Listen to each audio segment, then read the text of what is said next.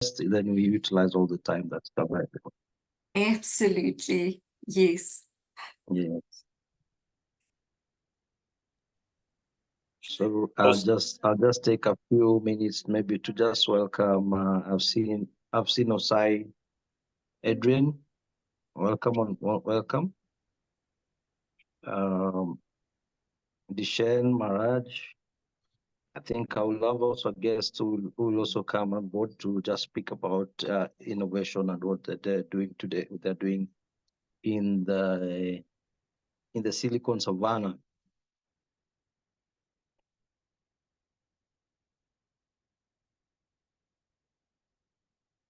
So I think I'll just start briefly and introduce the topic of today. Today's our topic on today is on innovation and technology in Africa.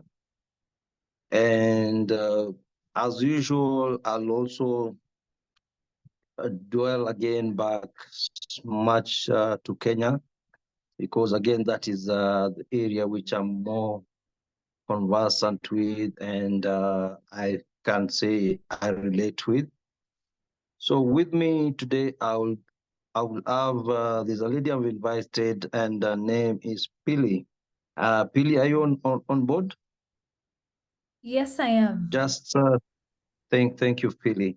Pili is doing amazing work, and they have a team that is doing amazing work in Kenya, Silicon Valley, and Silicon Savannah, that I would want to share what they do, and what are they doing in terms of innovation. As most of you would have known, and it's a fact that Kenya is one of the countries that leads in terms of innovation and technology. And I'll always say this, that apart from leading, it's also something which our current government has put forward. Actually, the free for governments have put very key energy and prioritizing in terms of ensuring that we have innovation and technology hubs, and the information, empowering the information and technology, ICT industry, mobile banking, agriculture, technology. So I will say it's much more one of the countries that you can go and you find that everything you're doing is cashless. Everything you're doing is on your mobile.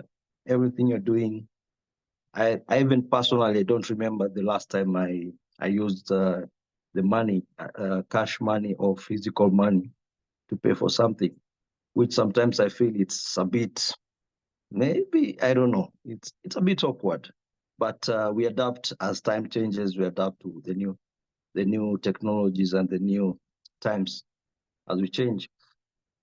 So some of the areas that we're looking at, which we are leading in, is in the mobile money, which of course everyone knows about M-Pesa and the revolution that has taken place after M-Pesa in terms of mobile banking. Now we have a lot of fintech doing a lot of mobile lending, which is happening across. So from urban to rural, and many people, many industry players have taken key position to position themselves and do the lending both in the urban setting and the local setting. So this is one of the things that we enjoy as Kenyans, and I hope it's also adopted. Some of these innovations are adopted across Africa. Then we have the tech hubs. The tech hubs and startups in Nairobi, which are also referred as Silicon Savannah, is we have quite a few, and I think one of them, Pili it belongs to one of the tech hubs, and I'll allow her to talk about some of the spaces, because one of the biggest space hubs we have is iHub, NILab, African FinTech Foundry, the garage, and also the one which Pili will introduce us to. And then when you go to agriculture technology, innovation, agritech, some of these areas have been crucial. We have seen companies using technology improving the crop yields, providing weather updates and connect farmers to markets. Example of these companies, you can look at the company like Peculiar Foods, which have been helping farmers to get their produce directly to the market, with removing or the solution was based of removing the middleman, so bringing the food to the consumer at a cheaper price. Those are some of the solutions we are looking at.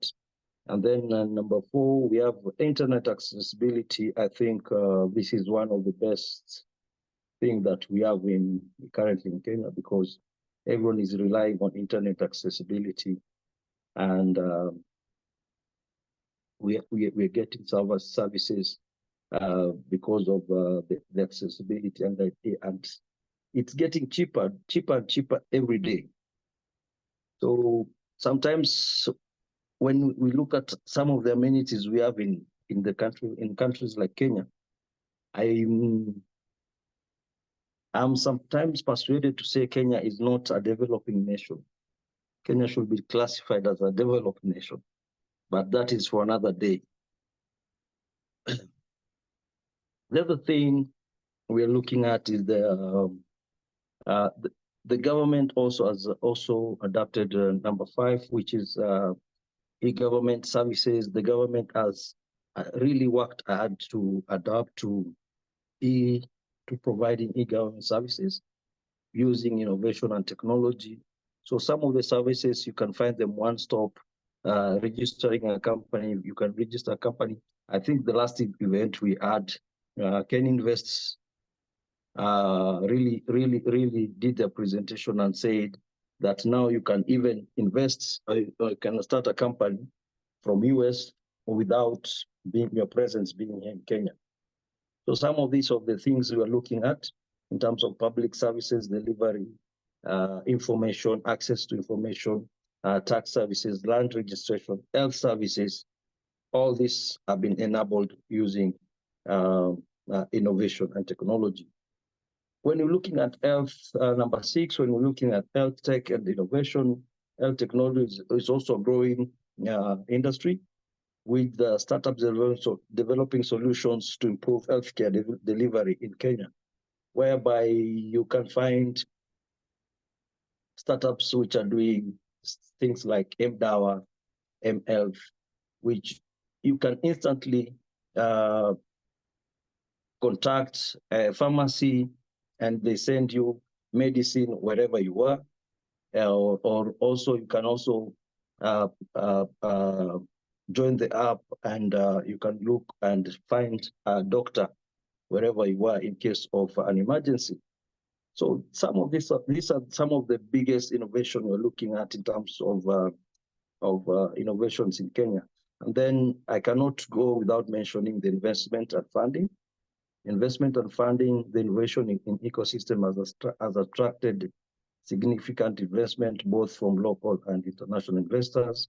We are seeing venture capital firms and organizations like Africa Development Bank and increasing and looking for funds, funding Kenya startups.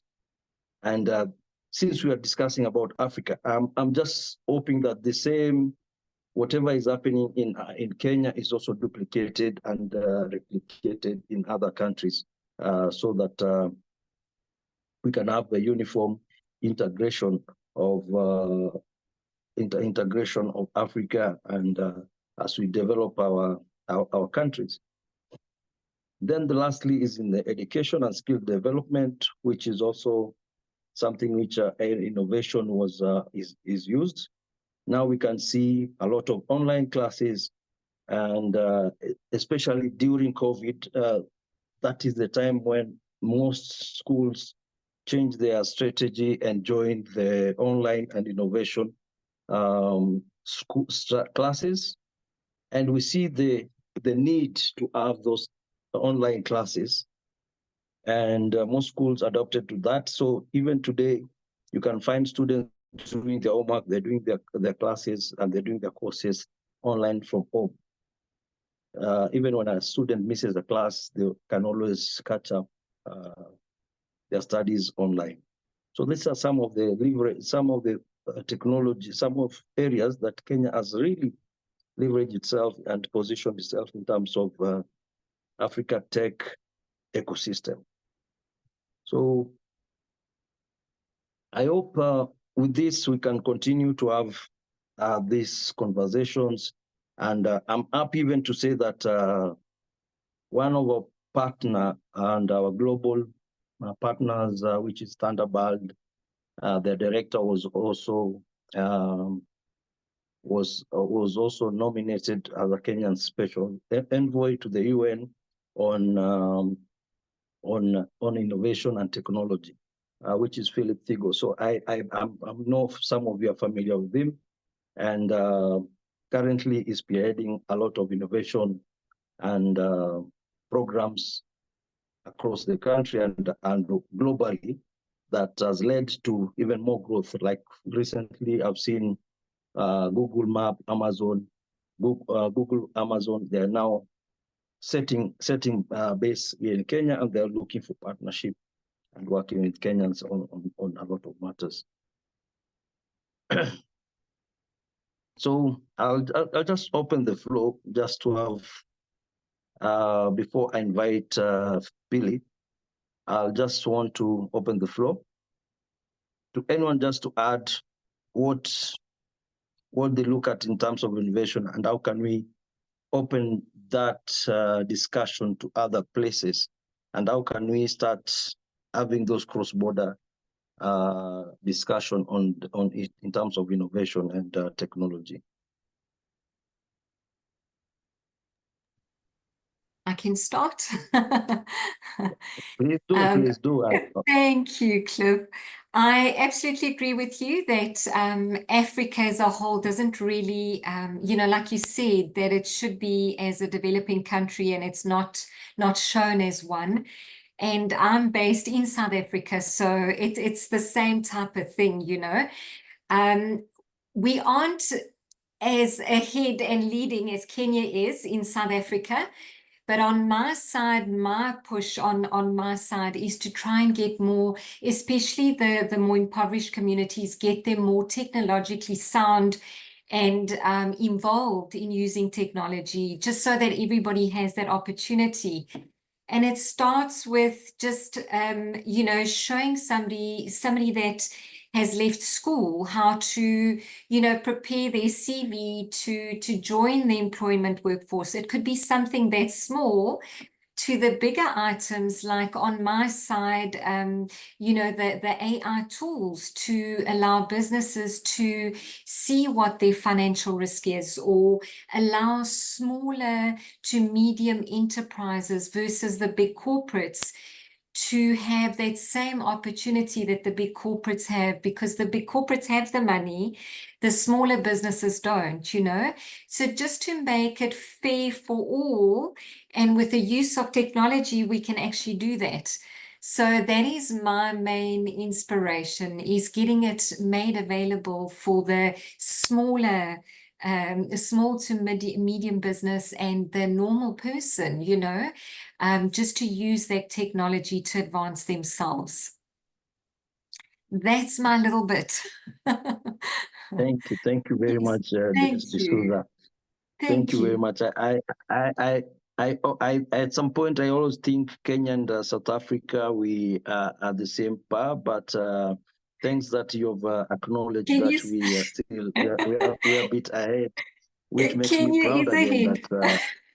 that yes, we're always being the pace setters. For Yes. sure, and well deserved as well. Yes. Thank you. Okay. I know. I can't. On this topic, I won't be wrong to say, Jacob, you have something to say on this. Yeah, no, so like I've really, in terms of technology, it's a very interesting time right now. And I think we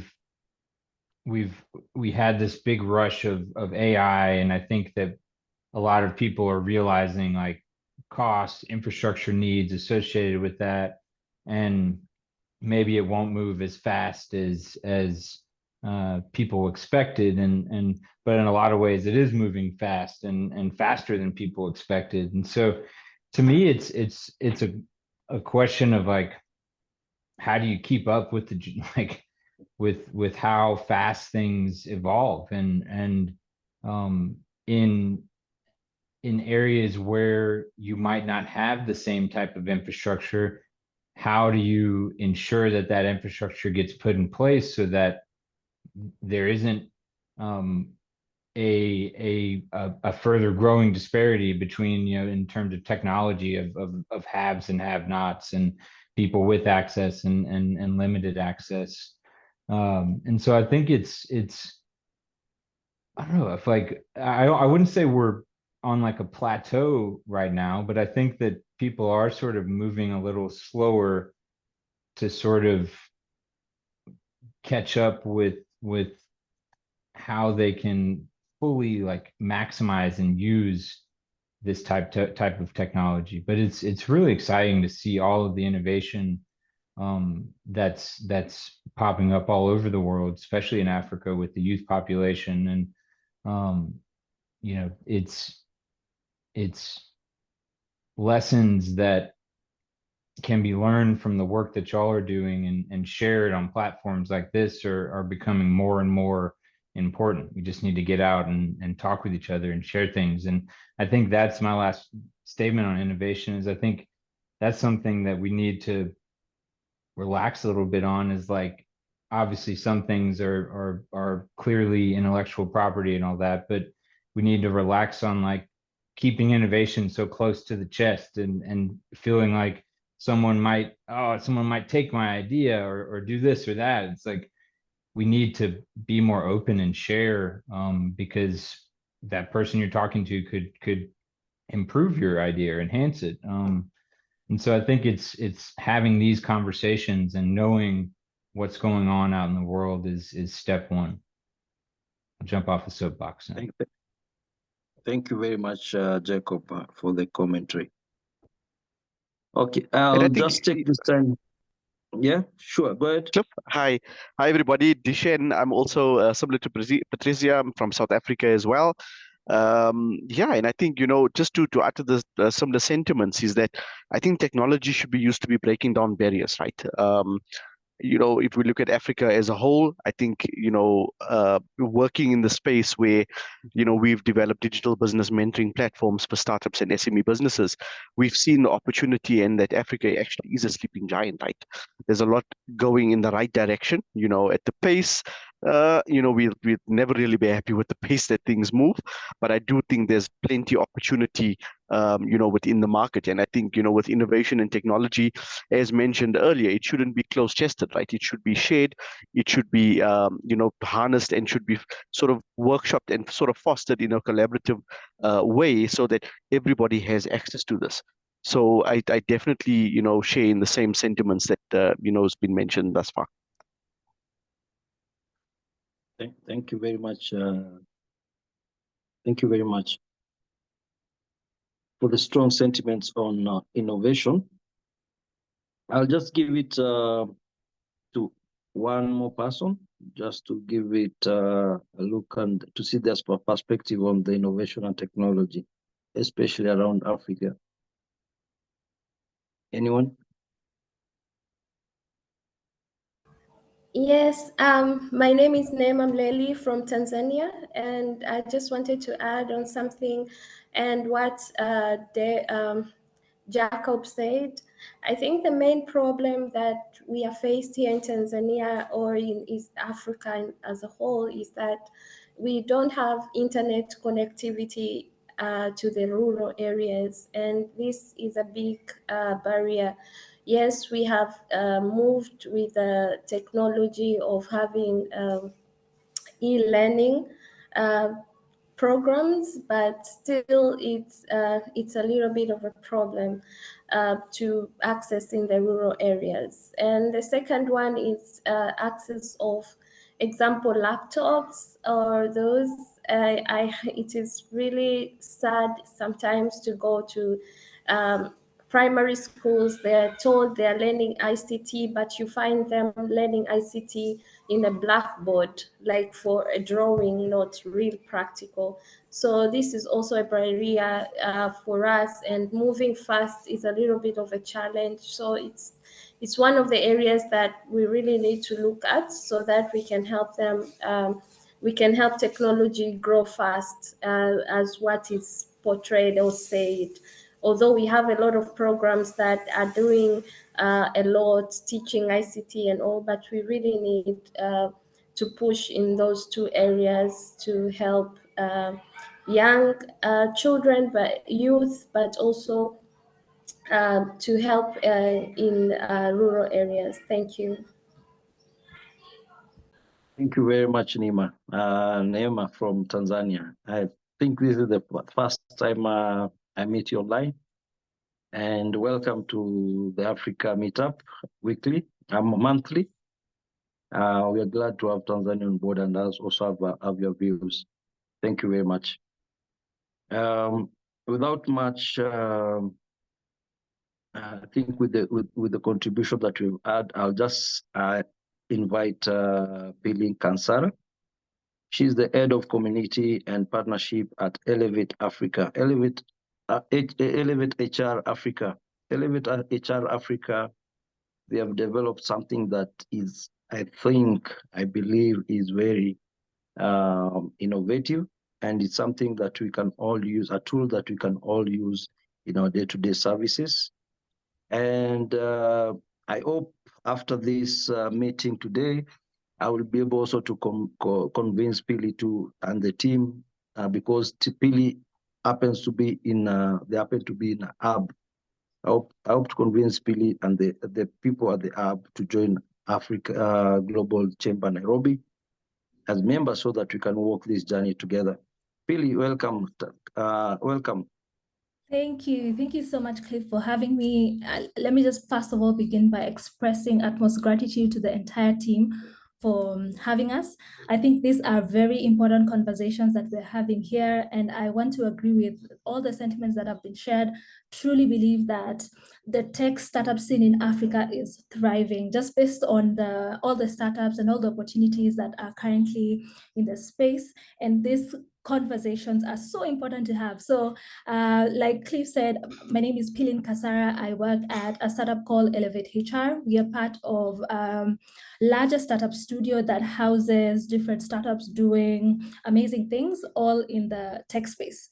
So our startup is in the people tech space. It's called, we're popularly known as the People Company. For us, as cliche as this may sound, we truly believe that people are an organization's most valuable asset. And that's why we develop innovation that helps organizations best unleash the potential of their people. So the goal for us is to build software and innovation around that encompass an employee's life cycle, like from when they're hired, that is an ATS system, to when they're onboarded, so that we have the payroll, the leave management, performance management, up until when they're offboarded. So our system is cloud-based, and it's specifically tailored to fit the African market. Our business module or the model really revolves around the subscription base, which is now the people pay a certain subscription to be able to utilize our products. We're also able to issue out salary advance. And I know Cliff talked about how fintech is also all the rage right now, especially here in Nairobi. So we're also able to issue out loans and salary advance. And we are also able to offer services. So we have the SaaS side, which is the software as a service, but we also have the service side where we actually help out when it comes to HR matters. So when it comes to people management, we are people. So what makes us special, or what makes us unique, is our go-to market strategy. So we decided to build a product around people. So we started off by creating a community of users, which our HR professionals. So as we stand right now, we have a community of around 1,000, actually slightly over 1,000 HR professionals. And the goal of the community is really professional development and networking for its members. So we add value to our community members. And while we do that, they also extend value to us by helping us in product development, help us develop our product. Some of them invest in the product itself. So you'll see that this kind of model has really enabled us to develop a product that is well loved by the people and is used across across Kenya, and the goal is also to get into other African nations. Currently, we're in Uganda and in Kenya. So that's a brief about our business, our startup.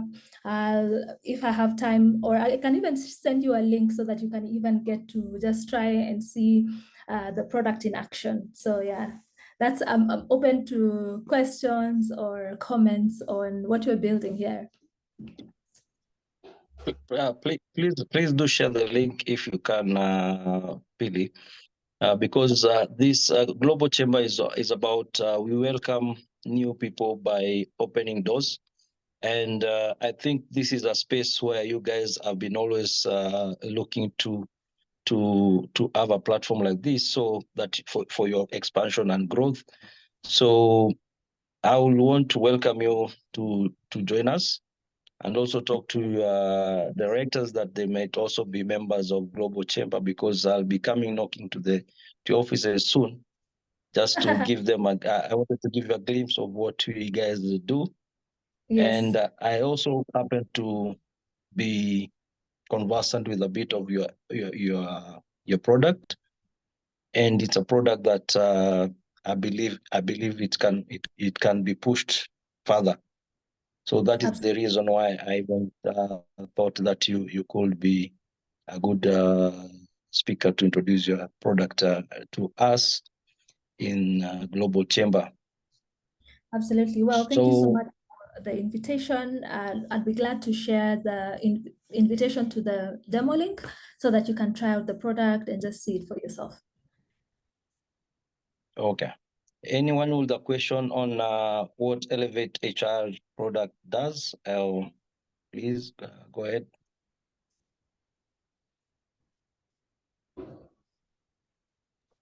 I guess what are some things that that you're excited about? Like, what have been some successes? What are like on the platform, and what are people talking about that has your team excited?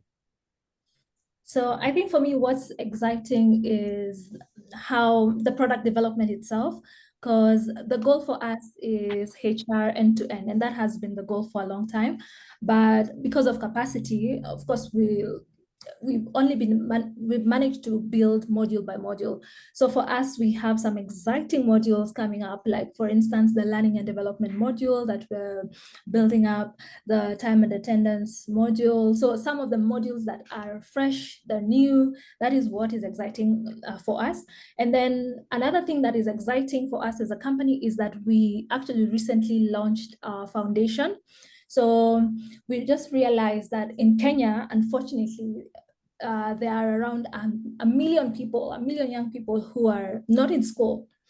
And it's really a sad fact, because especially for the lower classes, like the primary school, it doesn't take a lot. It takes like 500 shillings. 500 shillings is less than, I'll do the conversion, but to keep a child in school, it really doesn't take a lot. So for us, we started the foundation so that we can enable young children to go back to school.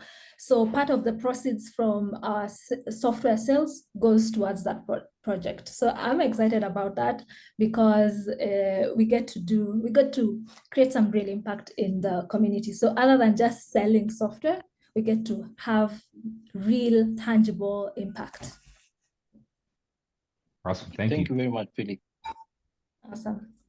And thank you, Jacob, for the question. Some of the comments, some of the Pili, there's some questions being asked at the chat side. Maybe you can look at it and maybe answer just on the side. And then there is, I will ask the question is, what are some of the investment opportunity at Elevate HR? What opportunity do you offer? Awesome. So for us right now, we are in what you'd call the seed stage round, but we're doing it differently. We're raising like it's like a crowdfunding style. So we have opened up the investment opportunity to our community and to people who are invested in the tech space. So we have small ticket sizes, and we're using like a safe common special purpose vehicle to administer that. So if you'd be interested in investing, even as an individual, there's an opportunity here to invest. We can talk about the returns. Maybe you can schedule a call and I'll walk you through what you stand to gain, the ROI on your investment, and what that looks like. But we're welcoming individual investors, and we're also welcoming institutions, VCs also who'd like to invest in us. We can share details on like our progress so far, our numbers, and our projections, so that you can stand guided if should you make the choice to invest in us as well. Thank you very much. Jacob, I've seen your hands raising up. Please go ahead. Yeah, just to add on to that, like I was going to sort of ask this question as well, but like what could there be like in terms of like big HR networks? Because that seems really exciting to like introduce that idea to like a global HR network for HR professionals to be able to invest in something. I mean, just like the alignment is obviously there. And so what is that something that you would be interested in? And then what are some other, organizations and types of groups and people y'all are looking to engage with and be interested in chatting with? So for networks, like I said, for us also, we're big on networks, and that's why we started off by building off a community of HR professionals, because we believe in the power of community, we believe in the power of people. So in terms of networks, right now, the organization or the body that governs HR professionals, it's called IHRM.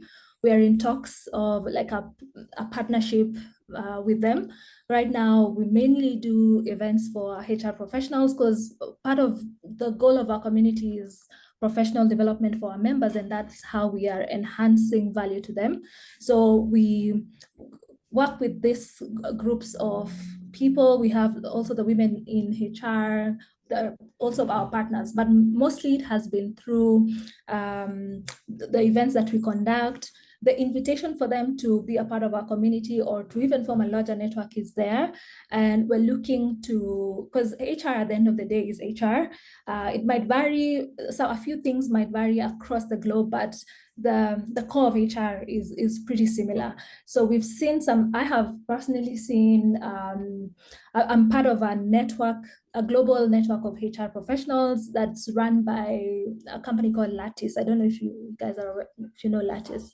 Yeah, but it's a big HR platform in the US, and they've started a community as well that is thriving. So we're also borrowing a couple of lessons here and there from them.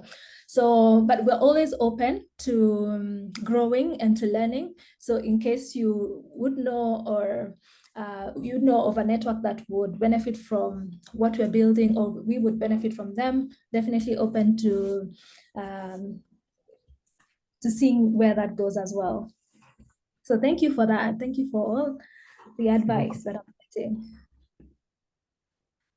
Thank you very much, Billy. I think mine is not even a question. I'll just mention that Global Chamber has a network of 525 metropolis. We are in 195 countries, and I believe this is one of the platforms you've been looking at. So once you join for the Nairobi chapter, it will give you an opening to other chapters where anyone and everyone can just get in and be part of your journey. And we really encourage our members to also work within our community. We call it the Global Chamber community. So once your members in, you're able to to interact and engage with over 525 EDs, that is executive directors. And the executive directors, once you're a Nairobi member, when you're in Dubai, when you're in Europe, you can always engage them, and you see now that open your network to a larger community. So for me, that is the aim and the reason why I invited you, so that you can also see and open your eyes in the other regions. As a Global Chamber of Commerce, we invite and we encourage growing companies to join us. So most welcome. This is amazing. We're definitely looking forward to being a part of this. So thank you so much again. Thank you very much. And thank you very much for your time. I'll just give, I hope Doug is online. Maybe Doug could just give us a brief and comment one or two on this.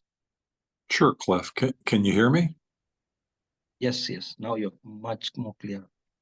Great. Yeah, sorry, I was walking to get a cup of coffee, and technology did not keep up with me as I walked. So sorry. I'm left with just being further inspired by this conversation, and in particular, the concept of technology being an enabler. Other than the Wi-Fi problem I had while walking to Starbucks down the street, generally technology is such an equalizer individually, within a country, within a region, for poor people, rural people to be able to compete, be able to be stronger and create economic power within a community. And I think if we take a step back, also country to country, it's an opportunity for countries to be enabled. The story of how Mexico was able over the last 15 years to create an information technology industry that could be outsourced into the US, called nearshoring, from almost no business to a multi-billion-dollar business, I think portends well for Kenya and Africa similarly, so that if there is collaboration and cooperation between the private sector and government and universities, similar types of opportunities can be created where students can be enabled through education to have the skills to not only support the local region as what was done in Mexico, but also beyond, as an export mentality, as an ability to export technology and human resources to Europe and to other countries. Certainly within Global Chamber, our belief is that when we look at the world right now, the two most important regions are India and Africa in terms of opportunities over the next 20 to 30 years. And it's certainly our goal and interest to stay engaged, grow our engagement, and make sure that we completely fill in all of the countries in Africa with chapters of Global Chamber. Even though in name we have chapters everywhere, we still need a lot of work. One of the people that we're talking with is Nima, here on the call. And so Nima, thank you for connecting in, and we look forward to the opportunity of working with you. I wonder, Cliff, and I was hoping when Nima gave her conversation earlier, in particular around the challenges and the opportunities with technology. Nima, do you mind mentioning a little bit more about what you're doing? Because it's inspired me. The work that you're doing with women and with young people in your region. Could you elaborate a little bit more about the projects that you're working on? Yes, Doug, thank you very much. As I said, I'm Neema Mleli from Tanzania. So I'm a woman with a lot of hats. I am a vice president of women, African women in herbs and spices industry. That we help women who are in herbs and spice industry to give them capacity building and also grow together to reach the export, to be able to export in the intra-Africa trade, but also the global markets. But also, I am the CEO and co-founder of Integrated Empowerment Initiatives. That's an NGO that we work with, as the name itself, we are integrated. We work in the health sector, but right now we have two main programs that are crucial. We have youth leadership youth program that we help youth and very soon we are going to establish the leadership clubs in all schools in Tanzania, and we are also helping in the leadership program. It's our flagship that help youth to do to be able to have to be able to have to I'm sorry. I'm sorry. I just received a very bad message in my side. I've lost my nephew, so it has put me a little bit shaky. No. Yeah, sorry. Sorry. Thank you. Shame. Yeah. No. So Shame. we help them to have to be able to. It's a leadership program that helps youth to grow, to be able to have their goals, to have goals and career development, and also helping them to start off. We also have boot camps and mentorship program around that. That helps them to realize what is really that they want to do with their lives. Most of the youth in Tanzania, but I think it's in all of Africa, that they normally don't know what really they want. Most of them are initiated by their parents or what. So we bring the best out of them, and then we put them in groups. There are those who are going for entrepreneurship, those who are having career development, etc. But also we have export readiness program that is for all entrepreneurs here in Tanzania. The main problem that we are facing is that most of the entrepreneurs have not gone to, they didn't have formal education, most of them, although right now things are changing because of lack of employment. So a lot of youth are taking over in the entrepreneurial part, and those who have gone to the degree level, they are taking on the entrepreneurship. But we are doing export readiness, and the areas that we concentrate on, it's in the financial literacy. We know that a lot of women do not have they don't have literacy in the finance area, and it hinders them to access loans and also grants in their businesses because they don't do documentation of any sort. And another area is on branding. We have export. The main major problem, and that we were doing now, is standardization of their products, and also in the areas that they are growing their crops, and also those who are doing manufacturing, processing. It is very difficult for them to do certifications to help them export.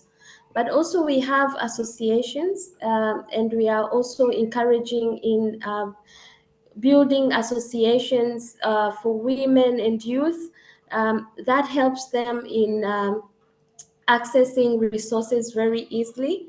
But we also have the established associations which are there, but they are not strong enough. There's still a lot of gap that they don't really cater the needs of their members.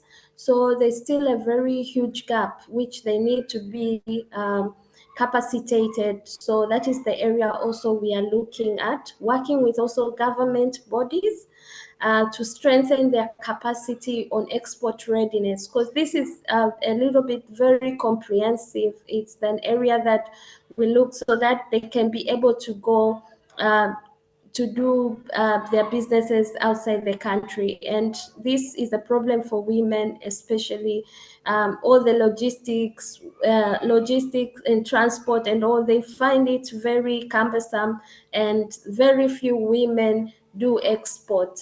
And we have this mindset that you have to have a lot of money to do exports, but that is not true, because women are doing small entrepreneurs are doing export just around cross borders all the time. We send passages or different products outside the country, but in a small scale. So we want to help them to do in a greater scale.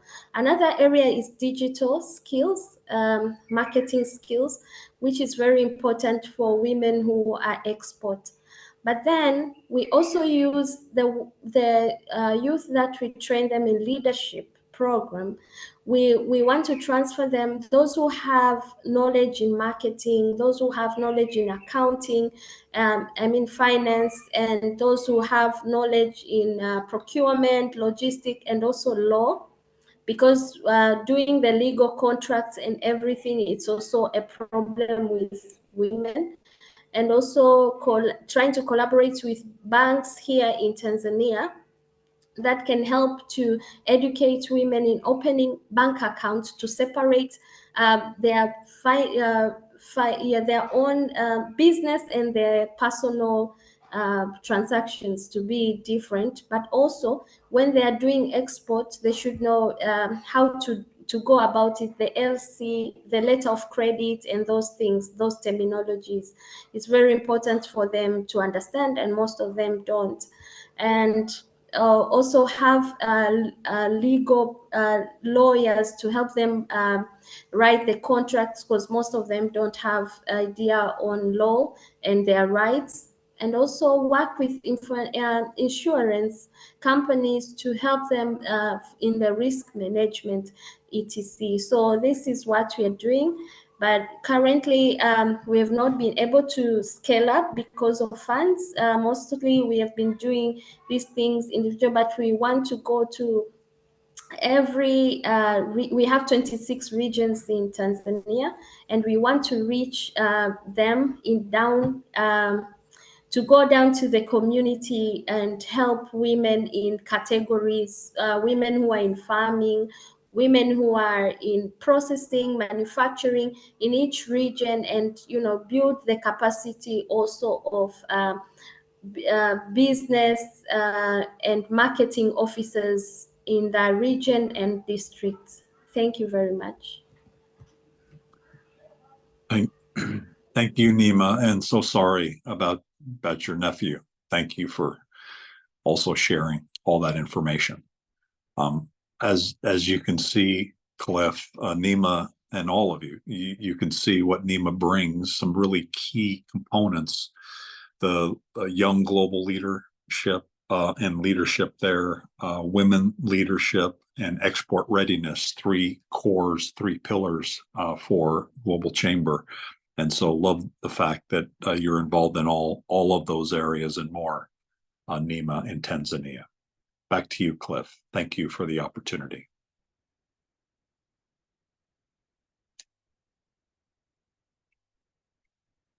Oh, Cliff, are you there? Yes. So sorry, Oh, I had not muted. Thank you very much, Director Doug, for the introduction to Nima, and also thank you very much for the comments that you've made.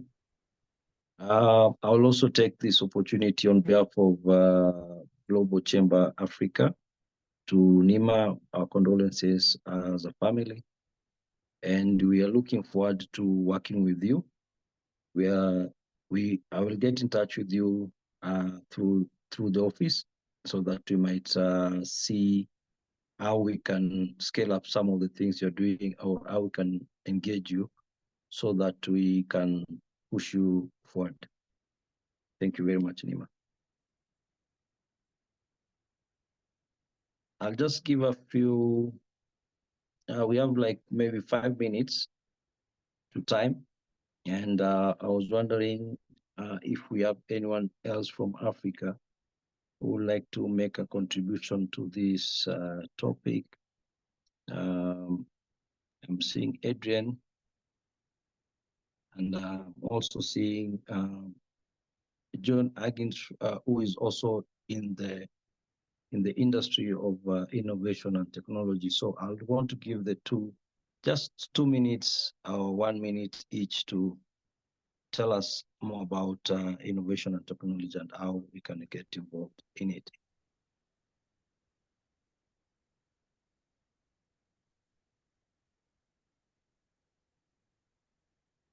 So I'll start with John Higgins. Are you online?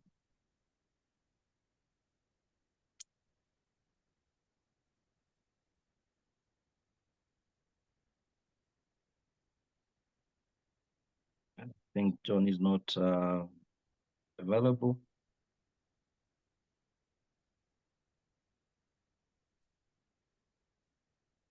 Anyone with any remarks that they feel there's something left out? Has Osayi weighed in yet? You know, he's been so involved in technology and the development of companies in Nigeria and beyond. Osayi, are you available to make some comments about what you've heard today and some things that you're involved with? Are you available?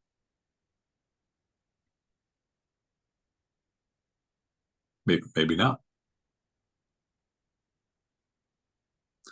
Yeah, there is Cliff, also an entrepreneur conference that's coming up, and there were some folks that were going to explain a little bit more about that, but I don't think they're here in the room. I think John may have logged off and come back on, probably a technical glitch, technology. Oh, and he left again. It's always having probably a technical problem as we talk about technology and how great it is. We're not quite there, but eventually. Understand. My apologies as well. Oh, you're there. Congratulations. You made it. No, I apologize. I'm John Huggins, president of Broadband Connect. And we're in the technology and internet business, so it's a challenge. It's where we're interested in the chamber because we've done some work in Sierra Leone, West Africa, and we're looking to also form an ISP in Sierra Leone, but not only the ISP, but to set up trainings, a center to support what we're going to do and to give technology skills to the local youth. Excuse me. One thing we've been excited going back and forth to Sierra Leone over the 5 years that we've been there is that there's a lot of young people who really want to work. They just need the skills. When we did our first opportunity there to open a small data center, just about everybody that applied had college degrees, but they just didn't have anything to do.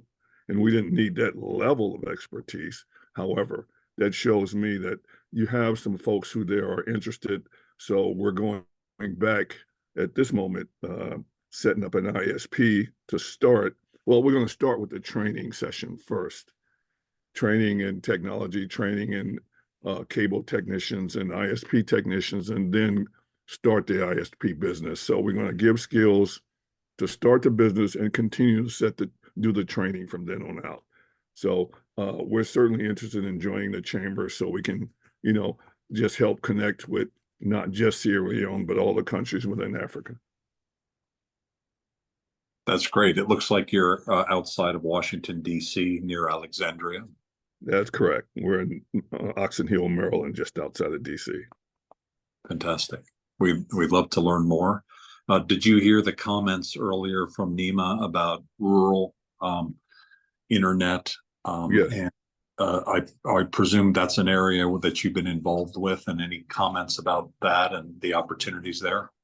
Well, that's what our interest in. I mean, we have that, believe it or not, as you probably know, we have that same issue here in the US in various areas. So that's our effort, is that we're doing some of that here, and we're taking that same knowledge and taking it to starting in Sierra Leone.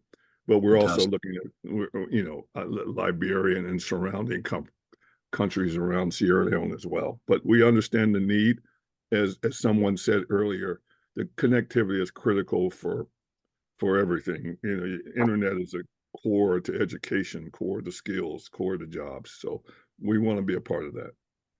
Fantastic. Thank you for sharing. I'll make sure that you're connected to our team there. Cliff, back to you. Any final comments that you'd like to make? It looks like we're at the end of the program.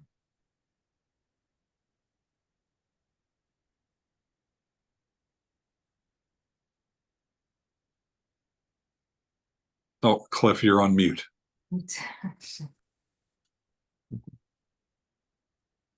Oh, Cliff, you're on mute. There you go. Oh, sorry. I didn't notice I'm on mute again. I'm adapting back to the system.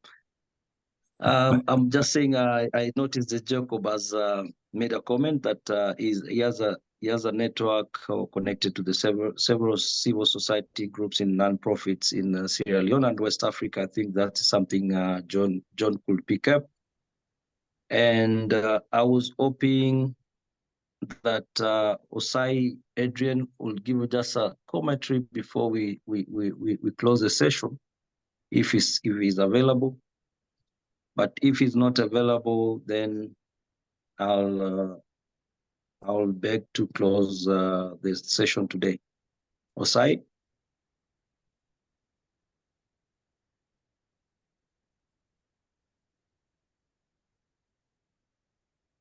Okay. Patricia, anything? Just a closing remark before we close off? I'm going to be connecting with who I haven't connected with just yet to see how we can continue networking. Thank you. Thank you for today. Thank you. Thank you. Thank you very much. Thank you, everyone. I'll just for the newcomers, I'll just tell you again. I'll just say this: Global Chamber is a community of over 525 metropolis. We're in 525 metropolis in 195 countries, and we are continue growing as a community of Global Chamber. So if you are thinking of growing your company, if you're thinking of expanding your company, if you're thinking of taking your company to the next level, this is the place to be. Don't fail to contact us in Nairobi. Don't fail us to contact wherever you are, and join with courage that you are in the right place, and you'll get the right kind of assistance throughout the globe. Thank you very much for everyone for attending. Thank you everyone for the encouragement, and we are moving on. Thank you very much. Thank you, everyone. Thank you, Doug. Bye, everyone. Bye. Thank you, everybody. Bye.